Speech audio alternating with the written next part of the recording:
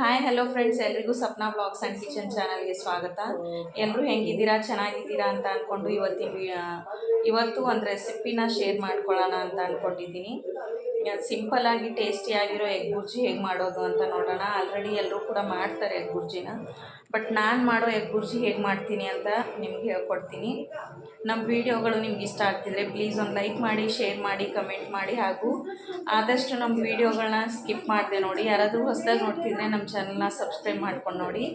ಬನ್ನಿ ಇವಾಗ ಎಗ್ ಬುರ್ಜಿ ಮಾಡೋದಕ್ಕೆ ಏನೇನೆಲ್ಲ ರೆಡಿ ಮಾಡ್ಕೊಂಡಿದ್ದೀನಿ ಅನ್ನೋದನ್ನ ತೋರಿಸ್ಕೊಡ್ತೀನಿ. ಬನ್ನಿ ರೆಸಿಪಿನ ಸ್ಟಾರ್ಟ್ ಮಾಡೋಣ. ನೋಡಿ ಫ್ರೆಂಡ್ಸ್, ಎಗ್ ಬುರ್ಜಿ ಮಾಡೋದಕ್ಕೆ ನಾವಿಲ್ಲಿ ಒಂದು ಈರುಳ್ಳಿ, ಟೊಮೆಟೊ, 2 ಮೆಣಸಿನ್ಕಾಯಿ ಮತ್ತು ಕೊತ್ತಂಬರಿ ಸೊಪ್ಪನ್ನು ನೀಟಾಗಿ ಕಟ್ ಮಾಡ್ಕೊಂಡು ತೊಗೊಂಡಿದ್ದೀವಿ. ನೋಡ್ಬೋದು, ಈ ರೀತಿ ಚಿಕ್ಕ ಚಿಕ್ಕದಾಗಿ ಕಟ್ ಮಾಡ್ಕೊಂಡಿದ್ದೀನಿ. ನೋಡ್ಬೋದು ಫ್ರೆಂಡ್ಸ್, ಇವಾಗ ಎಗ್ ಬುರ್ಜಿ ಮಾಡೋದಕ್ಕೆ ನಾನು ಗ್ಯಾಸ್ ಮೇಲೆ ಒಂದು ಚಿಕ್ಕ ಕಡಾಯಿನ ಇಟ್ಕೊಂಡಿದ್ದೀನಿ. ಇವಾಗ ಗ್ಯಾಸ್ ಆನ್ ಮಾಡ್ಕೊಂಡ್ಬಿಟ್ಟು ಸ್ವಲ್ಪ ಅಂದರೆ ಒಂದು 2 ಟೇಬಲ್ ಸ್ಪೂನ್ ಆಗುವಷ್ಟು ಎಣ್ಣೆನ ಹಾಕ್ಕೊಂಡ್ಬಿಡೋಣ. ಎಣ್ಣೆ ಸ್ವಲ್ಪ ಬಿಸಿ ಆಗಬೇಕು.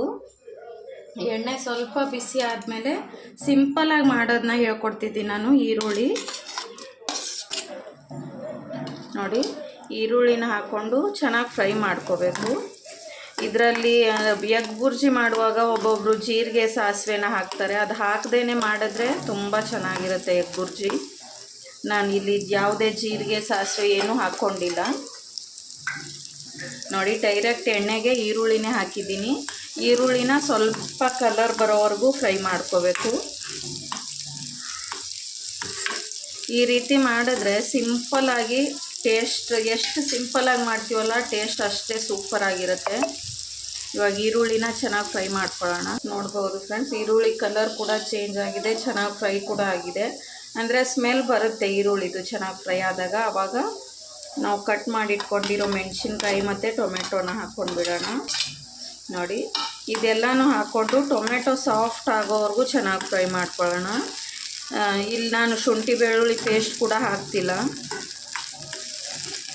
ಟೊಮೆಟೊ ಸಾಫ್ಟ್ ಆಗಬೇಕು ಅಂದರೆ ಇದರಲ್ಲಿ ಸ್ವಲ್ಪ ಉಪ್ಪನ್ನು ಹಾಕ್ಕೊಂಡು ಫ್ರೈ ಮಾಡ್ಕೋಬೇಕು. ನೋಡಿ, ಟೊಮೆಟೊ ಬೇಗ ಸಾಫ್ಟ್ ಆಗಬೇಕು ಅಂದರೆ ಸ್ವಲ್ಪ ಉಪ್ಪನ್ನು ಮಿಕ್ಸ್ ಮಾಡಿಕೊಂಡು ಚೆನ್ನಾಗಿ ಫ್ರೈ ಮಾಡ್ಕೋಬೇಕು. ಈ ರೀತಿ ಮಿಕ್ಸ್ ಮಾಡಿಕೊಂಡು ಸ್ವಲ್ಪ ಹೊತ್ತು ಬಿಟ್ಟರೆ ಟೊಮೆಟೊ ಬೇಗ ಸಾಫ್ಟ್ ಆಗಿಬಿಡುತ್ತೆ. ನೋಡ್ಬೋದು ಫ್ರೆಂಡ್ಸ್, ಟೊಮೆಟೊ ಕೂಡ ಚೆನ್ನಾಗಿ ಫ್ರೈ ಆಗಿದೆ. ನೋಡಿ, ಈ ರೀತಿ ಮಿಕ್ಸ್ ಮಾಡಿಕೊಂಡು ಹಿಂಗೆ ಮಾಡಿದ್ರೆ ಟೊಮೆಟೊ ಸ್ಮ್ಯಾಶ್ ಆಗಿಬಿಡಬೇಕು. ಆ ರೀತಿ ಆದರೆ ಕರೆಕ್ಟ್ ಆಗಿದೆ ಅಂತ ಅರ್ಥ. ಇವಾಗ ಇದಕ್ಕೆ ಒಂದು ಚಿಟಿಕೆ ಆಗುವಷ್ಟು ಪೆಪ್ಪರ್ ಪೌಡರ್ ಮತ್ತು ಒಂದು ಚಿಟಿಕೆ ಆಗುವಷ್ಟು ಅರಿಶಿನ ಪುಡಿ ಮತ್ತು ಸ್ವಲ್ಪ ಧನಿಯಾ ಪೌಡರ್. ನಿಮ್ಮ ಹತ್ರ ಇಲ್ಲ ಕೊರಿಯಾಂಡರ್ ಪೌಡರ್ ಅಂದರೆ ಸ್ಕಿಪ್ ಮಾಡ್ಬೋದು. ಸ್ವಲ್ಪ ಅಷ್ಟೇ ಹಾಕ್ಕೋತೀನಿ. ನೋಡಿ, 1 ಟೀ ಸ್ಪೂನ್ ಆಗುವಷ್ಟು ಧನಿಯಾ ಪೌಡರ್ ಮತ್ತು 1 ಟೇಬಲ್ ಸ್ಪೂನ್ ಆಗುವಷ್ಟು ಅಚ್ಚ ಖಾರದ ಪೌಡರ್ನ ಹಾಕ್ಕೊಳ್ಳೋಣ. ನೀವು ಸ್ವಲ್ಪ ಖಾರ ಜಾಸ್ತಿ ತಿಂತೀರಾ ಅಂದರೆ ಜಾಸ್ತಿ ಕೂಡ ಹಾಕ್ಕೋಬೋದು. ನೋಡಿ, ಇಷ್ಟು ಸಾಕು, 1 ಟೇಬಲ್ ಸ್ಪೂನ್ ಆಗುವಷ್ಟು. ಈ ಮಸಾಲೆ ಎಲ್ಲ ಹಾಕೋ ಟೈಮಲ್ಲಿ ಗ್ಯಾಸ್ ಫ್ಲೇಮ್ನ ಫುಲ್ಲು ಸ್ಲೋ ಇಟ್ಟಿರಬೇಕು. ಇವಾಗ ಇದೆಲ್ಲ ಹಾಕಿದ್ದಾದಮೇಲೆ ಚೆನ್ನಾಗಿ ಮಿಕ್ಸ್ ಮಾಡ್ಕೊಳ್ಳೋಣ. ಆಗಲೇ ಟೊಮೆಟೊ ಬೇಯೋದಕ್ಕೆ ಉಪ್ಪು ಹಾಕಿರ್ತೀವಿ. ನೀವು ರುಚಿ ನೋಡಿಕೊಂಡು ಲಾಸ್ಟಲ್ಲಿ ಕೂಡ ಉಪ್ಪು ಹಾಕ್ಕೋಬೋದು. ನಾವು ಆಗಲೇ ಹಾಕ್ಕೊಂಡಿರೋ ಉಪ್ಪು ಕರೆಕ್ಟ್ ಆಗಿಬಿಡುತ್ತೆ, ಅದಕ್ಕೆ ಹಾಕ್ಕೊಂಡಿಲ್ಲ. ನೀವು ಆ ಟೊಮೆಟೊ ಬೇಯುವಾಗ ಸ್ವಲ್ಪ ಮತ್ತು ಇವಾಗ ಸ್ವಲ್ಪ ಹಾಕ್ಕೋತೀವಿ ಅಂದರೆ ಆ ರೀತಿ ಕೂಡ ಹಾಕ್ಕೋಬೋದು. ಈ ಮಸಾಲೆ ಎಲ್ಲ ಚೆನ್ನಾಗಿ ಫ್ರೈ ಆಗಿಬಿಡಲಿ. ಇಷ್ಟೇ ಸಿಂಪಲ್ಲಾಗಿ ಬುರ್ಜಿ ಮಾಡಿದ್ರೆ ಟೇಸ್ಟ್ ತುಂಬಾ ಚೆನ್ನಾಗಿರುತ್ತೆ. ನಾವು ಎಷ್ಟು ಸಿಂಪಲ್ಲಾಗಿ ಈಸಿಯಾಗಿ ಮಾಡ್ಕೋತೀವಲ್ಲ ಎಲ್ಲ ಅಡುಗೆಗಳ್ನು, ಟೇಸ್ಟ್ ಕೂಡ ಅಷ್ಟೇ ಸೂಪರಾಗಿ ಬರುತ್ತೆ. ಅಂದರೆ ಒಬ್ಬರೇ ಇರೋರು, ಬ್ಯಾಚುಲರ್ಸ್ ಇರೋರು ಕೂಡ ಈಸಿಯಾಗಿ ಬೇಗ ಮಾಡ್ಕೊಂಡು ಬಿಡ್ಬೋದು. ನಾವಿಲ್ಲಿ 3 ಮೊಟ್ಟೆನ ಬಳಸ್ಬಿಟ್ಟು ಬುರ್ಜಿನ ಮಾಡ್ತಿದ್ದೀನಿ. ನೋಡಿ, ಮೊಟ್ಟೆನ ಒಡೆದ್ಬಿಟ್ಟು ಈ ರೀತಿ ಬೌಲಲ್ಲಿ ಹಾಕಿಟ್ಕೊಂಡಿದ್ದೀನಿ. ಇವಾಗ ಮಸಾಲೆ ಎಲ್ಲ ಚೆನ್ನಾಗಿ ಫ್ರೈ ಆಗಿದೆ. ಇದಕ್ಕೇ ಈ ಮೊಟ್ಟೆನ ಹಾಕ್ಕೊಂಡು ಬಿಡೋಣ. ಈ ಮೊಟ್ಟೆ ಹಾಕಿದ ತಕ್ಷಣವೇ ಮಿಕ್ಸ್ ಮಾಡ್ಕೋಬಾರ್ದು. ಒಂಚೂರು ಮೀಡಿಯಮ್ ಫ್ಲೇಮಲ್ಲಿ ಇಟ್ಕೊಂಡ್ಬಿಟ್ಟು ಸೈಡಲ್ಲೆಲ್ಲ ಬೇಯೋದಕ್ಕೆ ಬಿಡಬೇಕು. ಫಸ್ಟು ಹಾಕಿದ ತಕ್ಷಣ ನಾವು ಸ್ಪೂನ್ ಹಾಕಿ ಮಿಕ್ಸ್ ಮಾಡಿಬಿಡ್ತೀವಿ ಅಂದರೆ ಅದೆಲ್ಲ ಫುಲ್ಲು ಪೇಸ್ಟ್ ರೀತಿ ಆಗಿಬಿಡುತ್ತೆ. ಅದಕ್ಕೆ ನೋಡಿ, ಈ ರೀತಿ ಸೈಡ್ಗೆ ಎಲ್ಲ ಬೇಯೋದಕ್ಕೆ ಬಿಟ್ಬಿಟ್ಟು ಅದು ಬೆಂದಿರೋ ಪಾರ್ಟ್ ಅಷ್ಟೇ ಈ ರೀತಿ ಮಾಡ್ಕೋಬೇಕು ನಾವು. ನೋಡಿ,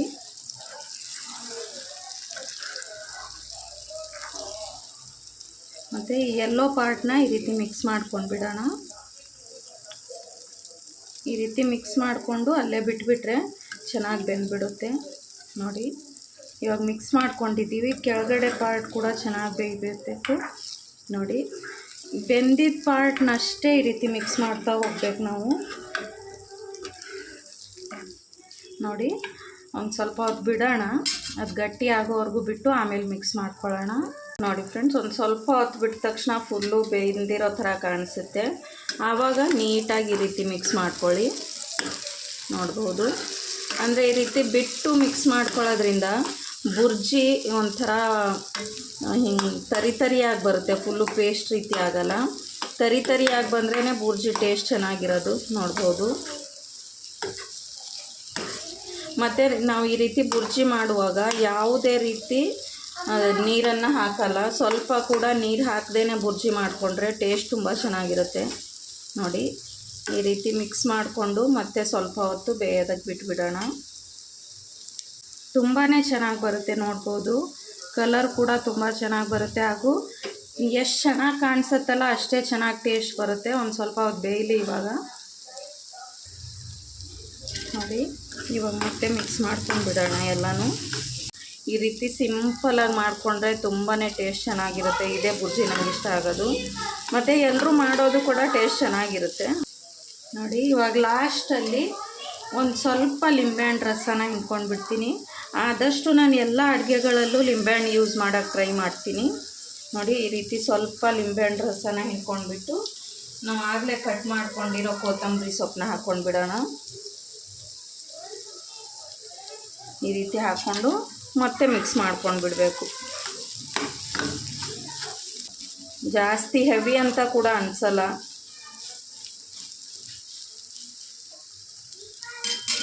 ಸ್ವಲ್ಪ ಹೊತ್ತು ಬೇಂದ್ರೆ ಮುಗ್ದೋಗುತ್ತೆ.